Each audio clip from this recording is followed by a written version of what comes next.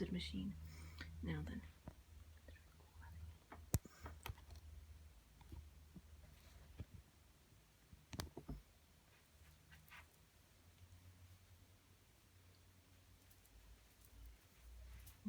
So now we're all warmed up, let's try putting a few more belly dance movements together. So if you remember last week, we did one stepping pattern and one movement. We had our grapevine step, goes this way too. That's a little faster than we learned it. And we had our hip drop and our hip drop release and our hip drop lift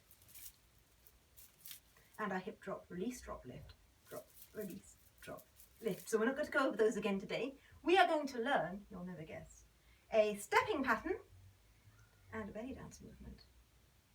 So start with the stepping pattern. I am going to begin by teaching you the bit that always goes wrong, and hopefully it will be fine. So this foot, or this foot, if you want to start on this foot, is now named and it cannot move from the circle you have drawn around it. It is a demon foot. It is trapped in a salt circle and it cannot escape, though it wants to. This foot would very much like to get away from this foot. So it is going to step forward. This foot cannot get out of the circle. It lifts up and steps down. This foot steps back. When the weight is on this foot steps up and steps down. So we are stepping forward and back, and forward and back, and forward and back, and forward and back. This foot doesn't just stay glued to the floor. It's not forward, back, forward, back. That's a movement you'll find in some Gulf dance. It's sometimes used in belly dance, but it's not the movement we're doing today. This foot lifts and goes back to where it was straight away. So it's forward and back, and forward and back, and forward and back. Can you see my feet? Forward and back. Now, to practice on the other side, this foot is in fact blameless. It steps free of its prison. This foot was the evil foot all along. So we encase this one in a mystic circle of foot trapping, and we go forward and back, and forward and back, and forward and back, and forward and back. If I'm moving too fast for you, feel free to rewind me, or just go back and do last week's class again. I can't tell, I'm not there. So we can now go forward and back on either foot, hopefully. Forward and back, and forward and back, or forward and back, and forward and back. It's a little tricky changing between feet. Forward and back, forward and back. Taking out the and is probably the best way to do it, but you don't need to worry about that now. What you need to worry about is that the demon foot can move. So instead of a salt circle, you have bizarrely imprisoned your demon foot on train tracks. There is an invisible line going through your room, and the foot can only step and lower onto that line. This means we are free to travel sideways. We can go forward and catching up, but still trapped on the line, back and forward and back, and forward and back, and forward and back. Going that way, a little bit tricky. Forward and back, and forward and back, and forward and back, and forward and back. This way we are taunting our evil foot and luring it on. This way we are chasing it. We pick up some holy water and we are going to end this now. So we go forward and back, and forward and back, and forward and back, and forward and back, and forward and back, and forward and back, and forward and, no, get away, forward and back. Okay, we can do this with the other foot as well, of course. So change your evil feet around and we go forward and back, and forward and back, and forward and back, and forward and back, and forward and back, and forward and back, and forward and back, and forward and back. But you don't have to worry about any of that right now, because none of that is in the choreography. I just wanted to make you move. Dance, puppet, dance. What is going to be in the choreography is turning around or around. I don't really care. I'm not there. This is all in your mind. So, presumably you have some walls around you. We're going to walk to each wall while this foot stays trapped in its magic circle, waiting for Patrick Troughton to come and try to make an end of things. And we go forward and back and turn the foot. If you can't see it, you'll see my knee. This foot is now turned that way. So it's forward and back, turn, forward and back, turn, forward and back, turn, forward and back, turn. And we're back to the front. Did you miss me? I missed you. And we can do that going the other way, changing feet. We go forward and back, turn, forward and back, turn, forward and back, turn, forward and back, turn, back to the front. That's a very nice way to turn around in a sort of squared circle of some sort. Alternatively, if your room has walls, it presumably has corners. And as you can see, there are no exits. So we are going to go corner, corner, corner, corner. Or you can be a rebel and go corner, corner, corner, corner if you want. Either way, the evil foot still cannot escape. And we go forward and back and forward and back and forward and back and forward and back. Or going the other way, we go forward and back and forward and back and forward and back and forward and back. Okay, so let's just try a few of those on the spot. A few travelling because I like to make you suffer, and a few going in either direction. We will go forward and back and forward and back and forward and back and change our feet and forward and back and forward and back and forward and back and forward and back. This way, forward and back and forward and back, forward and back, and change our feet this way, forward and back and forward and back and forward and back, and scamper to the middle. Walls, forward and back and forward and back and forward and back and forward and back. Corners, forward and back and forward and back and forward and back and forward and back. Walls, forward and back and forward and back and forward and back and forward and back. Corners, forward and back and forward and back and forward and back and forward and back. And I should be back there. What one did I miss out?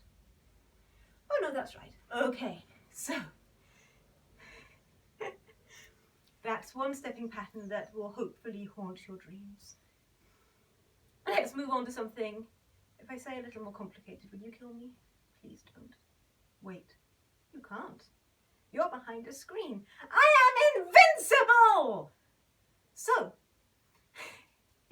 I shall bring you on to something which some people think is a little more complicated. I have heard this described as an advanced move. I disagree. And I suspect that the reason for this is that people's bodies all work in different ways. So what I find easy, another person finds difficult. What I find difficult, another person finds easy. I suspect you are just the same, by which I mean different. So if this is hard, take it easy, do your best. When it comes to the choreography, you can just do some beautiful arms and it will look absolutely lovely, I promise you. If this is easy, yay you! We probably have very similar hips or knees or something. So we are going to do a figure 8 pattern, and done properly, it looks like this.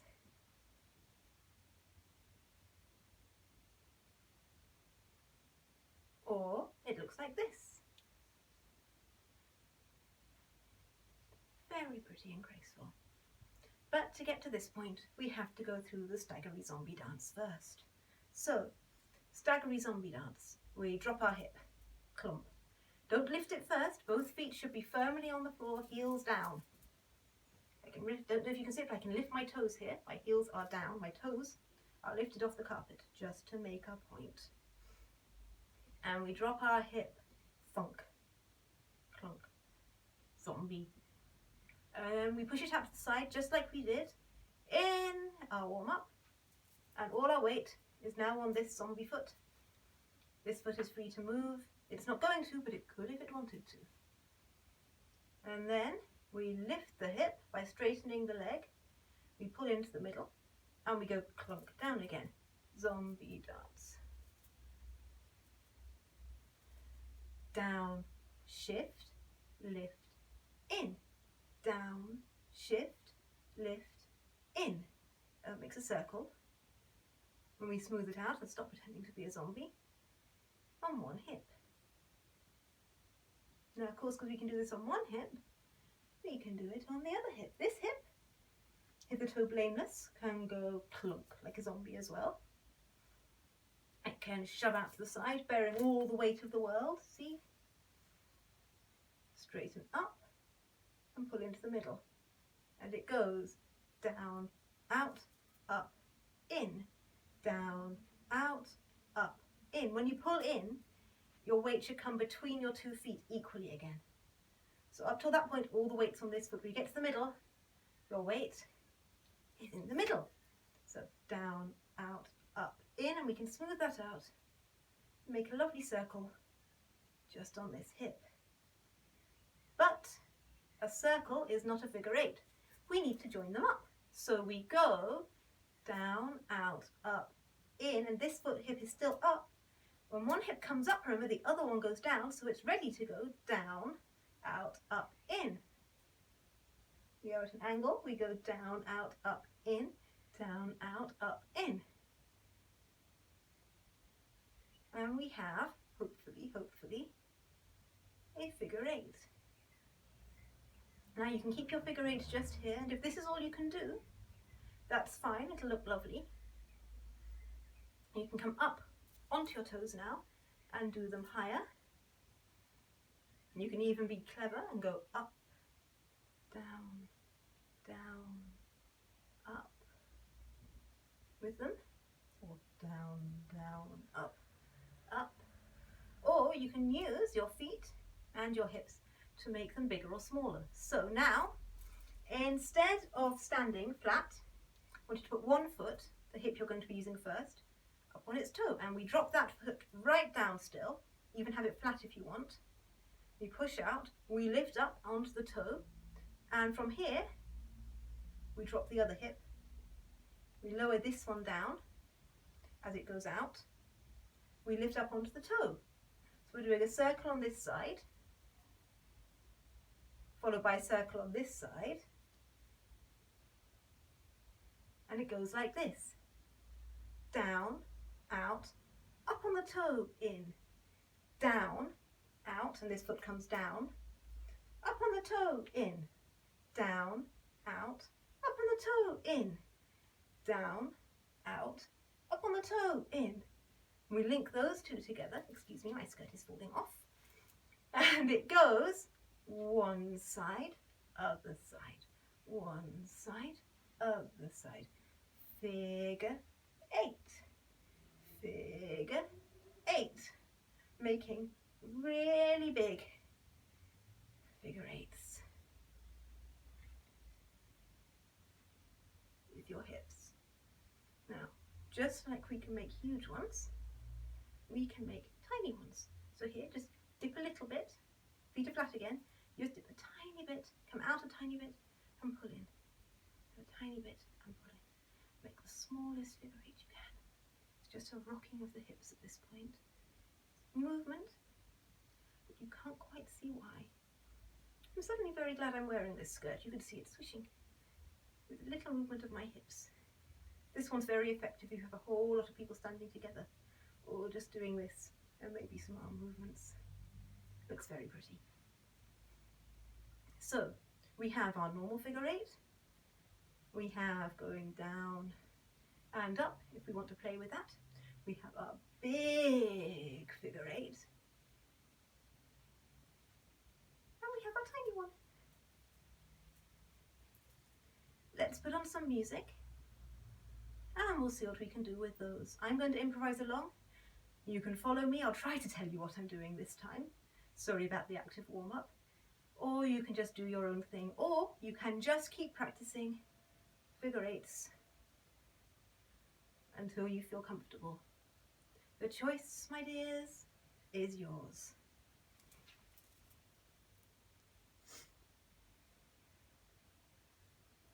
This is a rumba piece. Rumba isn't normally associated with belly dance, but it is a belly dance rhythm. And here we go. One big one.